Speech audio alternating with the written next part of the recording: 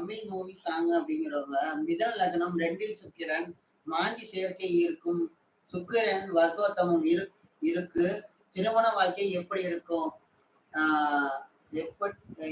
எப்படிப்பட்ட மனைவி அமையும் சொல்லுங்க ஐயா அப்படின்னு கேட்டிருக்கிறாங்க. தம்பி இவர் கேட்ட கேள்வி பொதுவா கேட்டிருக்கிறார். அதுல அவருக்கு சில விஷயம் புரியல.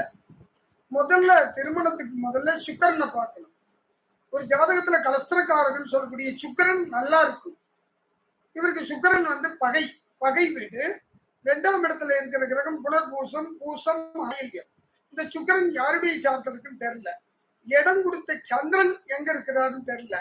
சுகக்காரகன் சொல்லக்கூடிய சுக்கிரன் சுகாதிபதினு ஒரு கிரகம் இருக்குது. இவர் மிதுன லக்னத்துக்கு சுகாதிபதினு சுகக்காரகன் சொல்லக்கூடியது புதன். அவர் எங்க உட்காந்துருக்காருன்னு தெரியல. நிச்சயமா சுக்கிரங்கிட்ட தான் அந்த புதன் இருக்கு. அது 12ல இருக்குதா, லக்னத்துல இருக்குதா, இல்ல 2ல உட்காந்துருக்குதான்னு தெரியல. அந்த புதன் யாருடைய சார்த்தல் இருக்குன்னு நமக்கு நிச்சயமாக தெரியாது. இதை முதல்ல பார்க்கணும். எடுத்த ஒண்ணு மொட்டத்தாளம் குட்டையில விழுந்த கதையா சுக்கரனோட மாந்தி சேர்ந்து இருக்குது, எனக்கு நல்ல மனைவி கிடைக்குமா? இன்னும் நல்லா சொல்றேங்க இல்லைங்க. என்னுடைய யூடியூப்ல நல்லாவே சொல்லியிருக்கிறேன். உபய லக்னம்னு சொல்லக்கூடியது மிதனம், கன்னி, தனுசு, மீனம்.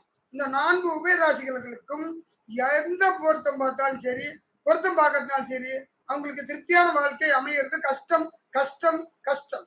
2வது இது உண்மை. ஆனா அந்த சுக்கிரன் கெடாம இருந்து, குரு கெட்டிருந்து, புதனும் நல்லா இருந்து, குடும்பாதிபதினு சொல்லக்கூடிய சந்திரனும் வலுத்து இருந்தால் நிச்சயமா அவனுக்கு நல்ல மனைவி கிடைக்கும். குரு கெடணும். இந்த மிதன லக்னத்துக்கு குரு கெட்டு, சுக்கிரன் வலுத்து, புதனும் வலுத்து, சந்திரனும் வலுத்து, இந்த வலுத்து இருந்து 7க்குடைய குரு மறைஞ்சி, இல்லைன்னா பகைச்சாரம் வாங்கி, இல்ல 8ல நீச்சமாகி இப்படி உட்கார்ந்து இருந்தால் அவனுக்கு யோகமான மனைவி கிடைக்கும் கிடைக்கும் கிடைக்கும். இதுதான் உண்மையான தகவல். நன்றி. நீங்கள் பார்த்துட்டு இருக்கிறது கிறிஸ் குட்மேன் சேனல். இந்த சேனலில் ஜோசியை பற்றிய தகவல்களும் ஆன்மீக பற்றிய தகவல்களும் போட்டுருக்குறோம். முடிஞ்சால் சப்ஸ்கிரைப் பண்ணிக்கோங்க. வாரம் ஒரு முறை யூடியூப்பில் லைவ் ஃப்ரீயாக அஸ்ட்ராலஜி சொல்லிகிட்டு இருக்கிறோம். அதாவது இலவசமாக ஜோதிடம் சொல்லிகிட்டு இருக்கிறோம். வாரம் ஒரு முறை சப்ஸ்கிரைப் பண்ணிங்கன்னா நோட்டிஃபிகேஷன் வரும். நீங்கள் இதில் ஜாயின் பண்ணிக்கலாம், ஃப்ரீயாக தெரிஞ்சுக்கலாம்.